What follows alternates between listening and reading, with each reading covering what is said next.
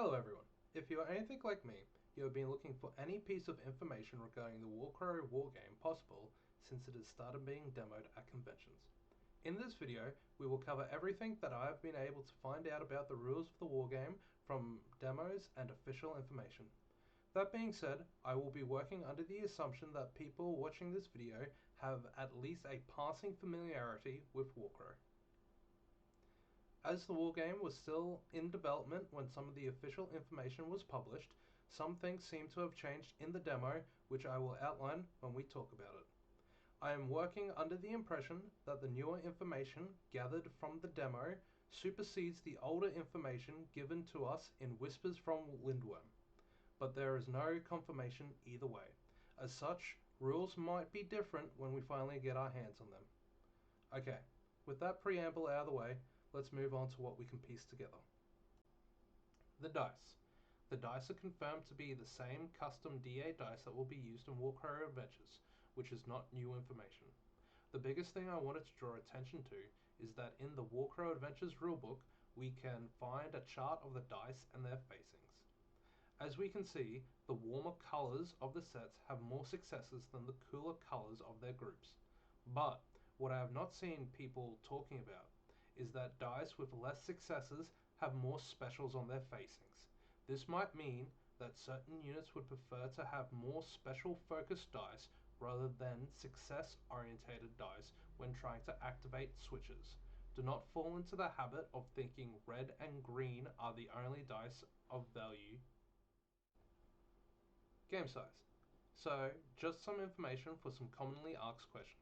A standard game of Warcrow will be played on a 3 foot by 3 foot or 90cm by 90cm board. A standard infantry model is confirmed to be on a 30mm circle base, and it appears that larger monsters like the Kiplek are on 60mm bases. Additionally, units appear to consist of between 2 and 4 models. Hopu has mentioned in the past that the standard game size will be around 20 to 25 models.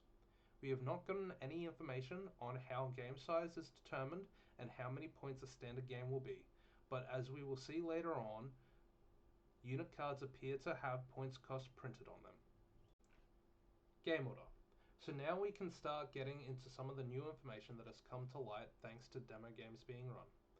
The game starts with an initiative roll. This is a roll that consists of an orange and a yellow die.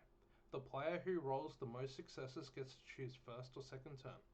There was mention that if one of the side's commanders has more command points than their adversary, they got an extra die in this roll, but it was not stated what color that die was. Command points are displayed as circle pips next to the portraits of a unit card. Also, there appears to be no deployment in the demo, so it could be a case similar to Infinity that the player that did not choose turn order gets to choose deployment. In the demo, a round consists of 2 turns for each player. During a turn, a player will choose one of their units to activate. An activated unit can do 2 short actions or 1 long action, similar to Infinity. If the unit chooses to do 2 short actions, one of those actions must always be a move, even if the unit chooses not to actually move anywhere. Once the unit has finished activating, that is the end of the turn, and the other player now takes a turn activating a unit. During the demo, each player had 3 units. As such, each player was unable to activate every unit each round. To stop units being left standing around doing nothing, there is a no one gets left behind phase after all turns in the round have been completed. This allows players to move units that have not been activated during the round further up the board. This move specifically calls for the units to move into the board, so it cannot be used to run units away from the action. Once no one gets left behind moves were completed, checking objective control and scoring happens. This could allow for some awesome plays where no one gets left behind moves brings additional units onto objective points to swing scoring into someone's favor. In addition, at the end of the round, all units reduce their stress by 1. And here is a quick list of actions an activating unit can perform in their turn. A unit can choose to move, use a skill, make an attack, perform an assault or a charge. Both assault and charges are long skills, where you make a single movement and then an attack for assault, or a charge move and then an attack for charge. Skills are varied. Some are passives, other are actives, and some activate in specific steps. For example, when models are moved in, no one gets left behind. The short skill attack seems mainly used for shooting ranged weapons, as it was implied in the demo that a unit could only make base contact with an enemy if they performed either a charge or an assault action. A unit that has already been activated this round in a previous turn may activate again, but doing so causes the unit to take a point of stress. Movement. The movement characteristic has two values. Both of these are used in a single movement short skill. A model is moved by placing the stride widget in front of the base, then placing the model in front of the widget so the back of the base is now touching the widget. This is repeated for the model's second move value. In this way, a unit gains 2 strides of movement per move, as the model also gets to move its full base length, 30 mils or 2 strides, in addition to its movement value. When units are moved, they must move in a straight line for each movement value, but are allowed to change directions before each movement segment. Movement is only measured for the leader of the unit, the rest of the unit just being placed so they remain within 2 inches of them. Combat consists of an opposed roll between the attacker and defender. To perform a combat, the attacker rolls the displayed dice for their appropriate attack, such as melee or ranged, and the defender rolls their defense dice.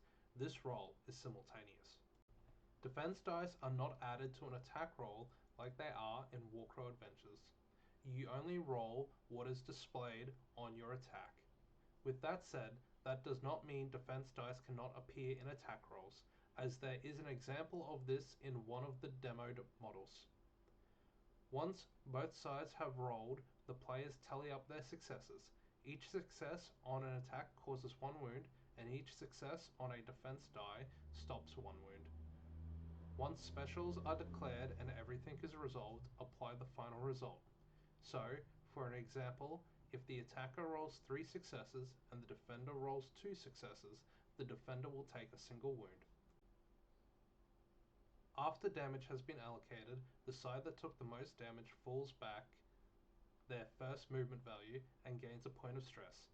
The winner of the combat can then choose to hold their ground or pursue and remain locked in combat. There is no information regarding if a model can move out of combat or if they are stuck locked in combat. Some units have stressing actions that allow them to take a point of stress, but they get to add extra dice or a guaranteed result into their roll. The dice pools for a specific action is modified by the remaining number of models in a unit. In the image on screen, we can see the bucklers use their top profile when they have 3 and 4 models, and their second profile once only 2 of them remain. If a unit loses over half of its troopers, it must pass a morale test. If the unit fails, it becomes demoralized and flees the battle. But we have not seen an example of this happening, so I cannot give you any more details. Morale and stress appear to be in an interesting space in the game. A morale test is passed with a single success on the die roll, making it very easy to pass if the unit has a decent collection of dice or a die of good color. If the test is failed, the unit must fall back towards your own board edge. It was not seen if this continues to happen in further turns or if it is just a once-off move. A bigger factor is that if a model has more stress than its morale value, it must make a willpower test to see if it can even act in combat. If the test is failed, the unit will do nothing for the combat, making it a free target. Magic was not shown in the demo, and we have not received much information about it in any of the Whispers in Lindwurm episodes. From a few sneak peeks at unit cards, we have seen that the dice you roll for offensive spells are on the spell itself, similar to an attack. You can choose to improve and alter your spell effects but doing so causes the caster to gain an amount of tinge based on the effect. But that is all the information we have, and there is no word on how tinge affects the caster and if tinge will work differently for Scion casters who, in the lore, embrace it. In the demo, objectives were King of the Hill type control points, with the goal being to hold them at the end of the game. Each unit has a conquest value, which can change depending on how many losses the unit has suffered and if characters have joined the unit. To claim an objective, the leader of the unit must be within 3 strides of the objective to add their conquest value to capturing it. If enemy units are also within range, the total conquest value of units for both sides is added up, and the side with the highest conquest value on that objective is the controller. The objectives in the demo were all or nothing. There was no value in contesting the objectives. But this can easily be changed on a mission by mission basis, and we have not seen all the missions that will be in the narrative campaign at launch. In addition, objectives are not sticky, so if units walk away from an objective, you will lose control of it at the end of the turn. We have seen some universal special rules and effects. Some are conditions, which are applied to units, some are keyword based, giving the units the effect just for having the keyword on their unit card. In the demo, there was a narrative event that occurred, and failure of a test imposed by the event led to units being slowed. Slowed units can only use their second movement skill when performing a move action, significantly reducing mobility. For example, the Embassy bucklers would go from moving 3-3 to just 3 for a short movement skill. The slow condition also cut charge movement in half. It was mentioned that this condition was removed after it affected the unit once. The demo also prominently displayed 2 special rules that both sides have, Elite and Vulnerability. Elite lets the unit treat all hollow successes as full successes, significantly improving their output. And Vulnerability was a switch on attacks that allowed the user to spend special results to remove 1 dice of the opponent's choice from their die pool after the roll. A lot of this previous information is going to come from older Whispers in Lindwurm episodes, which were released while the rules were still in development. One of the easy to see changes is that the counterattack stat, the 2 crossed swords, which was shown off on earlier versions of unit cards, appears to be completely missing from the demo version of cards. It is probably safe to conclude that it has been removed. Additionally, we can see that command points have been moved from the main unit stat to besides the character portrait and displayed as circles. Loosely related to this, it was mentioned early on that the turn order would be rolled for each round, but in the demo it was only done once at the start of the game. Some unit profiles and special rules have changed. Drago's inspiring leadership ability was originally shown to us with a range of 20 strides. Now it is just board wide, a substantial improvement. Additionally, it appears that the magical resistance stat has been completely removed and is not seen on any demo profile cards. Finally, we will wrap up with some of my own observations. Firstly, it appears that it will be ideal for units to have a higher second movement value, as it will allow them to move further when they are affected by slow.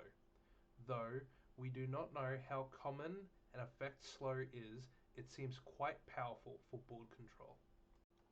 Heroes appear to be actually heroic. They are strong and generally have the option to gain stress to add more dice to a roll or to guarantee hits or switches into a result. But to balance out this power, they appear to have lower or no conquest value compared to the regular units. It will be interesting to see how many heroes make it into a standard list. On a similar note, 1 success means 1 damage or 1 damage blocked. We have not seen any multi-damage or multi-blocks per successes with the units that were demoed or have had their cards revealed. Line of sight for units is 360 degrees around the model, but information about what blocks line of sight and if line of sight is going to be true line of sight, like Games Workshop systems, or if it will use a silhouette system like Infinity or Malifaux. Personally, I am hoping for the latter, as I hate when games rules discourage the hobby aspects of the game by negatively impacting players if they choose to mount models on tactical rocks. Additionally, in a big departure from Infinity, measuring and pre-measuring is allowed at any time. It will be interesting to see how charge standoffs play out when units stay a stride or two out of charge range and dance around jockeying for position. And finally, ranged attacks are measured to any model in the target unit, making placement of the rest of the units around the leader meaningful even if you don't measure movement for them individually. Okay, so with that, we have gone through everything I have been able to find out about Warcrow the Wargame. Just as a few last minute things that have been mentioned by Corvus Belly staff in the past that people might have missed.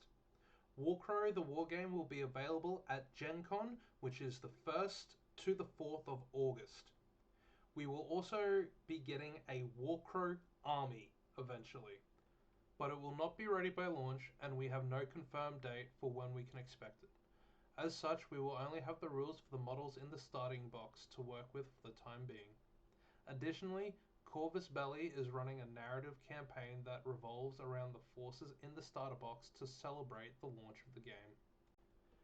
And just to wrap everything up, I'd like to thank Swiss Miss Gaming for their demo video where a lot of this information was gathered.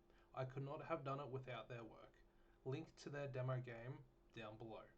And finally, I would love to hear your thoughts and opinions on what I have shown you here today.